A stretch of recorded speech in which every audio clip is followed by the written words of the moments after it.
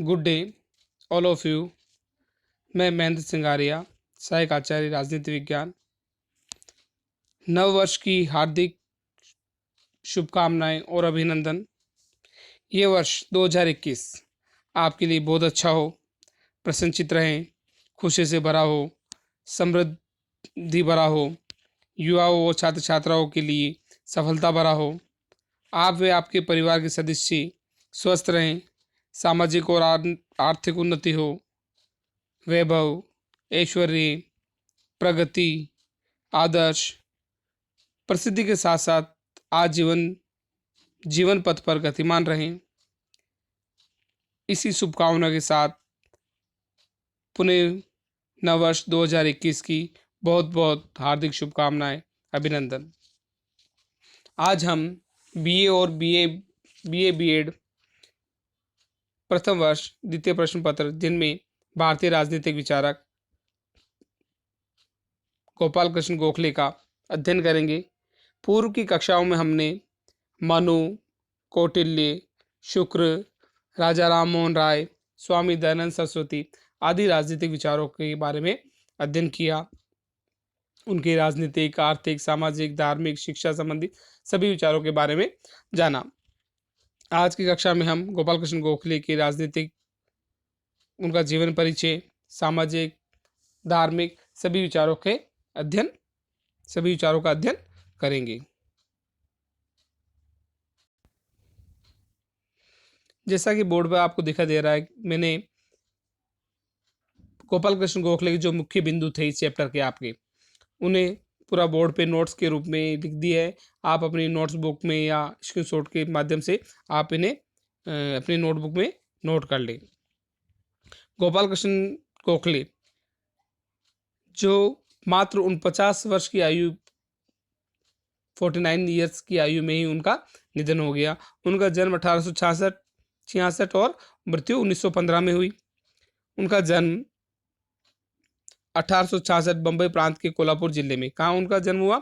बम्बई प्रांत के कोल्हापुर जिले में। उन्होंने भारत सेवक समाज नामक संस्था की स्थापना की। उन्होंने किस संस्था की स्थापना की? 1905 के अंदर। कब की? 1905 के अंदर की। कौन सी संस्था की स्थापना की? भारत सेवक समाज। स्वशासन की धारणा, उन्होंने जो अपना विचार दिया, स्वशासन का अर्थ क्या था? ब्रिटिश जो सरकार थी, ठीक है, उनके स्थान पर भारतीय लोगों के द्वारा नियमित सरकार की स्थापना हो। वो क्या था उनकी नजर में? स्वशासन।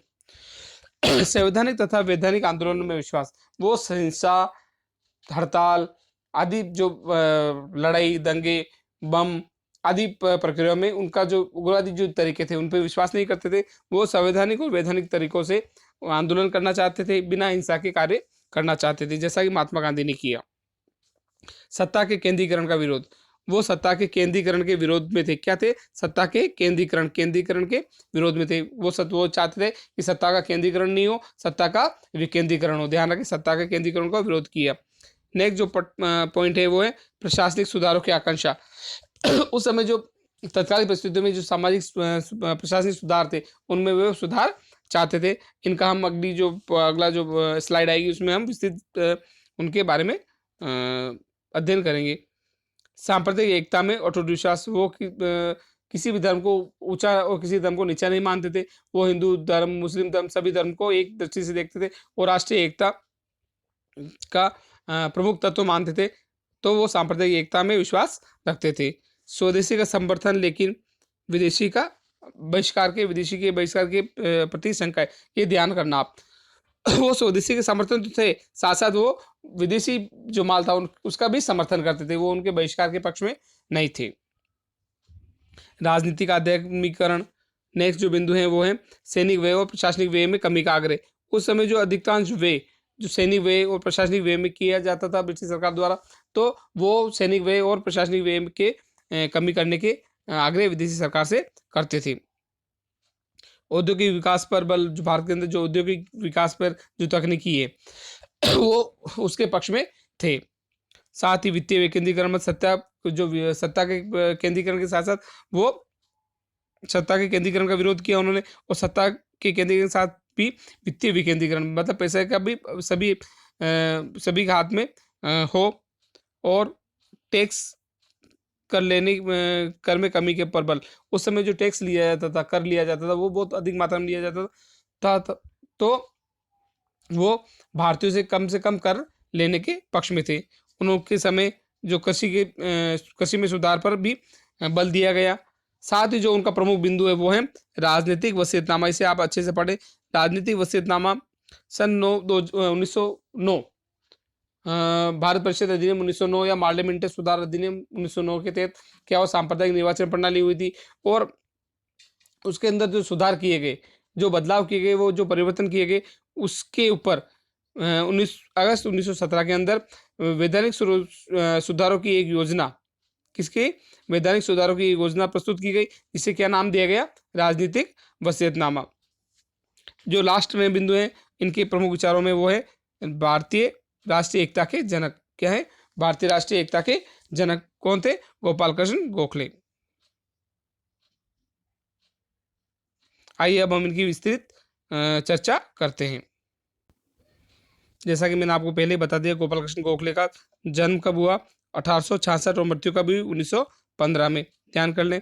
और बाल गंगाधर तिलक ने उनके बारे में एक कथन कहा था, वो है गोपाल कृष्ण गोखले में अनेक गुण थे, उनमें से प्रधान गुण ये था कि उन्होंने छोटी उम्र में उन्होंने निस्वार्थ निष्ठापूर्ण अपने आप को देश की सेवा के लिए पूर्णतः समर्पित कर दिया। ये कथन कहे थे बाल गंगाधर तिलक ने गोपाल कृष्ण गोखले के बारे में। उन्होंने अपनी छोटी सी आयु में ही अपने आप को देश की सेवा के लिए अपने आप को समर्पित कर दिया।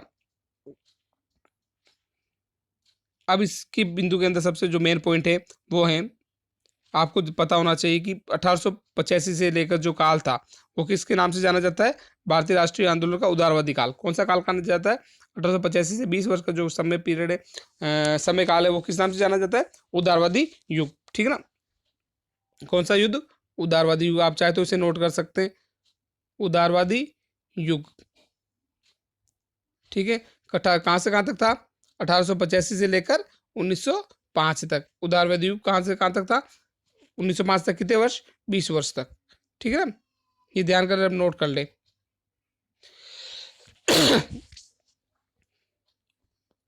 इनके जो प्रमुख नेता थे, एओ ह्यूम। एओ ह्यूम नाम सुना आपने? एओ ह्यूम कौन थे?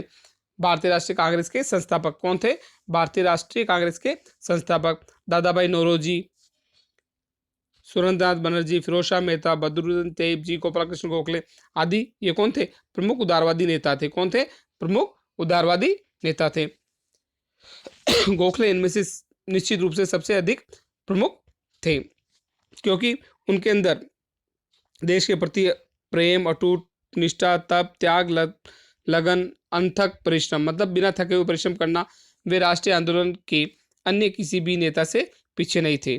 तिलक अपने शब्दों में कहते हैं कि बहुत ही छोटी आयु में उन्होंने अपने आप को देश सेवा के लिए पूर्णतः समर्पित कर दिया और विविध रूपों में देश की अपरिमित सेवा की। अब आइए जानते हैं उनके जीवन परिचय के बारे में। जैसा मैंने आपको पहले शॉर्ट में बता दिया कि उनका जन्म के बारे में मैंने आपको बता दिया पहले ही। गोपाल कृष्ण गोखले का जन्म 1866 में बम्बई प्रांत के कोल्हापुर जिले में हुआ। जब वो 13 वर्ष के थे उनके पिता का देहांत हो गया, लेकिन उनमें अद्भुत योग्यता होने के कारण, ठीक है, उन्होंने 18 वर्ष की आयु में स्नातक कर ली, मतलब बीए कर लिया। 18 वर्ष की आयु में क्या कर लिया? बीए कर लिया। और 20 वर्ष की आयु में पूना के अंग्रेजी स्कूल में अध्यापक हुए, जो बाद में क्या किस नाम से विख्यात हो गया? Fergusson college. किस नाम से विख्यात हो गया? Fergusson college. और 1902 में उसी कॉलेज से प्रिंसिपल पद से रिटायर हुए। और उनके जो गुरु थे, गोपाल कृष्ण गोखले के गुरु कौन थे? महादेव गोविंद रानाडे। कौन थे? महादेव गोविंद रानाडे। लिख देता हूं मैं आपको, महादेव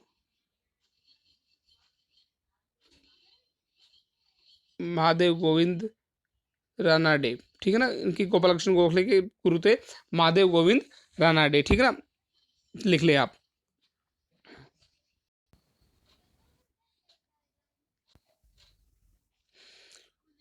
उन्नीस फरवरी 1915, जैसा कि मैंने आपको पहले बता दिया, 19 फरवरी 1915 49 वर्ष की अल्प आयु में ही उनका देहावसान हो गया। जब उनकी मृत्यु हुई तो इंग्लैंड की लॉर्ड सभा में लॉर्ड कर्जन ने क्या कहा? उन्हें कभी भी उन्हें कभी किसी भी राष्ट्र का ऐसा व्यक्ति नहीं मिला जिनमें उनसे ज़्यादा संसदीय प्रतिभा हो। मतलब लॉर्ड कर्जन ने कहा कि मेरे से भी ज़्यादा संसदीय प्रतिभा किसमें थी? गोपाल कृष्ण गोखले में। ब्रिटिश सरकार ने उन्हें नाइटहुड की उपाधि से देने का प्रस्ताव था, जिन्होंने उन्हें स्वीकार कर दिया। ठीक है, जो नाइटहुड की उपाधि किसे मिलने को थी? गोपाल कृष्ण गोखले को। उन्होंने इस प्रस्ताव को भी स्वीकार कर दिया। उन्होंने भारत मंत्री की परिषद की सदस्यता ग्रहण करने से भी इनकार कर दिया। उनकी इन स्वीकृतियों और उनकी सेवा में सेवा भावना, त्याग भावना और देशभक्ति की भावना नहीं थी। उन्होंने जो ब्रिटिश सरकार द्वारा प्रदत्त जो उपाधियां थी उनको क्यों नहीं लिया? क्योंकि उनमें सेवा भावना, त्याग भावना और देशभक्ति की भावना उनमें नहीं थी। इस कारण से उन्होंने इन नाइटहुड की जो उपाधि थी, जो अंग्रेज सरकार द्वारा देनी थी, उन्होंने उसको स्वीकार किया। आइए अब चलते हैं हम गोखले के राजनीतिक चिंतन या राजनीतिक विचारों के बारे में। तो सबसे पहले विचारों में वो ब्रिटिश जाति की उदारता और न्यायप्रियता में विश्वास रखते थे। वो क्या करते थे कि ब्रिटिश जाति की उदारता, मतलब जो अंग्रेजों के जो कार्य है, ब्रिटिश सरकार की प्रशासनिक, सामाजिक, आर्थिक जो सभी नीतियां थी, वो उनकी उदारता और न्यायप्रियता में विश्वास करते थे। वो चाहे कहते थे कि जो भी वो करेंगे वो सही और अच्छा करेंगे। 1902 के अंदर उन्होंने एक बजट भाषण में उन्होंने अपने विचार व्यक्त किए और कहा कि आवश्यकता इस बात की है कि हमें ये महसूस कराया जाना चाहिए कि चाहे हमारी सरकार विदेशी लोगों की है, अंग्रेज सरकार है हम भारत में, लेकिन इसकी भावना राष्ट्रीय है। भारतीयों की भलाई के समक्ष अन्य सभी बातों को गौण समझती है और भारतीयों के सम्मान को अंग्रेजों का सम्मान जैसा ही महत्व देती है। वो जो अंग्रेजों की जो प्रशासन था, अंग्रेजों की नीतियां थी, उनमें वो न्यायप्रियता और उनकी उदारता में वो बहुत विश्वास रखते थे।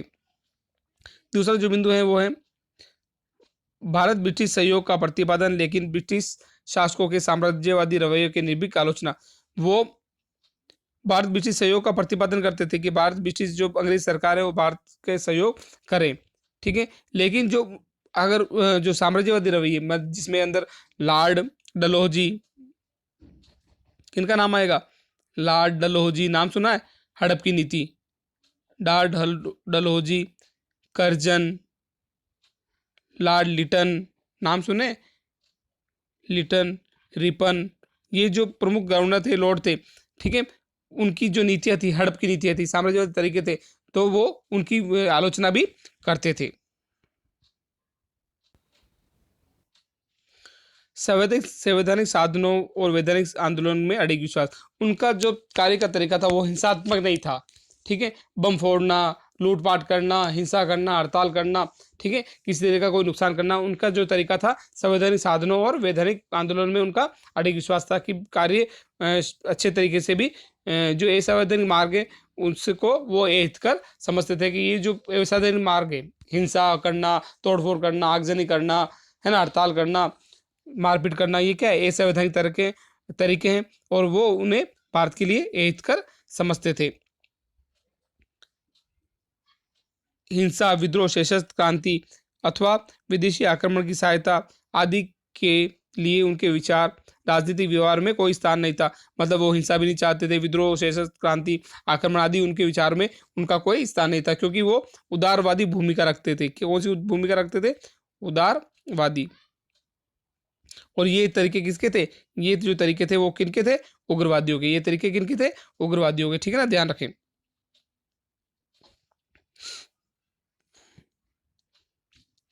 उनके संवैधानिक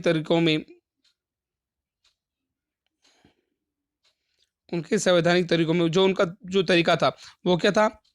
न्याय के लिए प्रार्थना पत्र, निर्वाचित प्रतिनिधियों द्वारा पारित प्रस्ताव और शासन से भेंट करने के लिए प्रतिनिधिमंडल। ठीक है, जो उदारवादियों के तरीके क्या थे? संवैधानिक तरीकों से याचना, प्रार्थना पत्र करना, ठीक है, प्रार्थना करना, श्वेत पत्र के माध्यम से, प्रतिनिधि मंडलों के माध्यम से वो क्या करना चाहते थे? इन तरीकों से वो संवैधानिक तरीकों, वैधानिक साधनों में, आंदोलन में उनका विश्वास था कि इस तरह से कार्य करके वो अंग्रेज सरकार को समझा सकते हैं। नेक्स्ट जो बिंदु है वो है स्वशासन की धारणा। स्वशासन की धारणा के अंदर वो चाहते थे कि अंग्रेजी सरकार की जगह पे किसी सरकार है, भारतीय सरकार है। उत्तरदायी सरकार किसकी हो?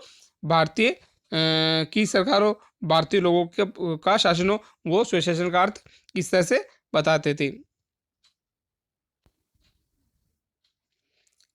स्वशासन की स्वशासन के अर्थ को स्पष्ट करते हुए वो कहते थे कि ब्रिटिश प्रशासनिक तंत्र के स्थान पर भारतीय प्रशासनिक तंत्र को प्रतिष्ठित किया जाए। वो क्या चाहते थे कि अंग्रेज सरकार के स्थान पर भारतीय सरकार हो, भारतीय प्रशासनिक यंत्र को प्रतिष्ठित करना चाहते थे। नेक्स्ट जो बिंदु है वो है सत्ता के केंद्रीकरण का विरोध। जैसा कि मैंने आपको पहले बोर्ड पे बता दिया, अच्छे से तरीके से बता दिया कि सत्ता के केंद्रीकरण का विरोध। वो क्या चाहते थे कि सत्ता का केंद्रीकरण मतलब सत्ता एक व्यक्ति के हाथ में नहीं हो, सत्ता को बहुत से हाथों में सौंप दिया जाए या सत्ता का विकेंद्रीकरण कर दिया जाए। तो उनका जो प्रमुख बिंदु था, सत्ता एक व्यक्ति के हाथ में नहीं होगा, सत्ता का बहुत सारे व्यक्तियों के हाथ में दी जाए, जिससे वो तानाशाही प्रवृत्ति या आतताई तंत्र को बढ़ावा नहीं मिले। नेक्स्ट जो बिंदु है प्रशासनिक सुधारों की आकांक्षा और तत्कालिक मांगे। ठीक है, तो इसके अंदर जो प्रशासनिक सुधार और आकांक्षा और तत्कालिक जो मांगे थी, उस समय की जो मांगे थी, उसमें क्या कह रही है? गोपाल कृष्ण गोखले ने अपने समय की ब्रिटिश शासन व्यवस्था के दोषों से परिचित थे और भारत में वित्तीय, प्रशासनिक तथा आर्थिक सुधारों के जबरदस्त समर्थक थे। उन्होंने इस बात की पर बल दिया कि भारत के भौतिक तथा नैतिक उत्थान के लिए तुरंत ही सुधारात्मक कदम उठाने चाहिए। भौतिक और नैतिक सुधार के लिए सुधारात्मक कदम उठाने चाहिए। गोखले ने अपने बजट भाषणों में सरकार की दोषपूर्ण नीतियों की खुलकर आलोचना की और सरकार के समक्ष रचनात्मक सुझाव दिए।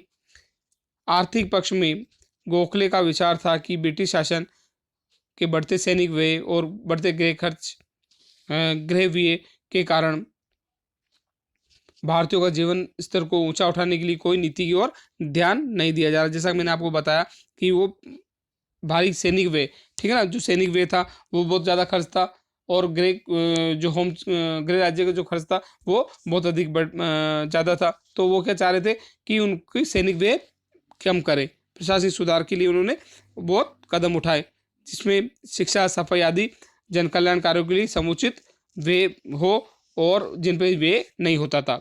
ठीक है, नेक्स्ट पॉइंट, नेक्स्ट बिंदु है सांप्रदायिक एकता में अटूट विश्वास। वो चाहते थे कि हिंदू, मुस्लिम और अन्य जो वर्ग हैं, अन्य जो धर्म है, वो आपस में मिलकर राष्ट्रीय एकता को मजबूत बनाए, संबल बनाए। ठीक है, उनकी सांप्रदायिक एकता में उनका अटूट विश्वास थे। वो किसी धर्म के प्रति, किसी संप्रदाय के प्रति भेदभाव नहीं करते थे। गोखले भारत की नैतिक तथा भौतिक दोनों ही दृष्टियों से सबल देखना चाहते थे, कि वो नैतिक और भौतिक दृष्टि से वो भारत को मजबूत देखना चाहते थे। वे हिंदू मुस्लिम एकता को भारत के लिए सबसे अधिक आवश्यक और कल्याणकारी मानते थे।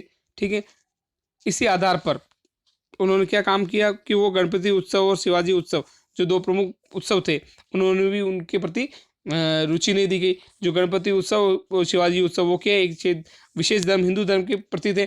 तो उन्होंने सोचा कि अगर ये इस तरह के धर्म में हम अपनी भागीदारी सुनिश्चित करेंगे, तो जो अन्य धर्म के प्रति जो सांप्रदायिक एकता है उनको बढ़ावा नहीं मिलेगा। तो उन्होंने वो अपने इस जो उत्सव थे उनमें उन्होंने कोई रुचि नहीं दिखाई।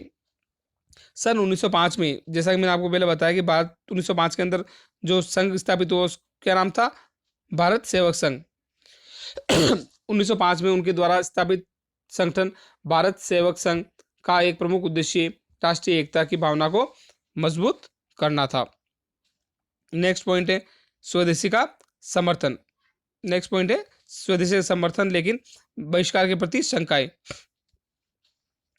गोपाल कृष्ण गोखले स्वदेशी का समर्थन करते थे, साथ साथ वो विदेशी वस्तुओं का भी समर्थन करते थे। ध्यान करना, वो विदेशी का बहिष्कार नहीं करना चाहते थे। उनके मन में उनके प्रति शंकाएं थी। वो क्या कह रहे थे, इसके लिए आप इस लाइन पे आप समझ जाएंगे। स्वदेशी का समर्थक होते हुए भी गोखले ने बहिष्कार के उग्र अस्त्र के प्रयोग की अनुमति नहीं दी। स्वदेशी का समर्थन तो करते थे, लेकिन बहिष्कार का उग्र अस्त्र मतलब वो विदेशी वस्तुओं को बहिष्कार का प्रयोग उन्होंने उनकी अनुमति नहीं दी। ठीक है, समझ रहे हैं आप कि वो स्वदेशी के साथ साथ जो विदेशी वस्तु थी उनका भी समर्थन चाहते थे। अब जो लास्ट बिंदु है वो है राजनीति का आध्यात्मिकरण। राजनीतिक विचार जो गोखले के राजनीतिक विचार है उनमें लास्ट बिंदु है वो है राजनीति का आध्यात्मिकरण। गोखले के उपयुक्त सभी राजनीतिक विचार तत्कालिक भारतीय राजनीति से जुड़े हैं, लेकिन उन्होंने इनके अतिरिक्त राजनीतिक जीवन के एक शाश्वत सत्य का प्रतिपादन किया। गोखले राजनीति में नैतिकता को राजनीति का आधार होना चाहिए और साध्य तथा साधनों के संदर्भ में साधनों की पवित्रता पर महत्व देने के लिए आग्रह किया। ये चीज़ आप लिख सकते हैं नोटबुक में। उनका विश्वास था कि राजनीति जनसेवा का एक साधन तभी बन सकती है जबकि उसका आध्यात्मिकरण हो, अर्थात जब राजनीति नैतिकता पर आधारित हो। ठीक है ना, ये चीज़ नोट कर लें आप लोग वापस।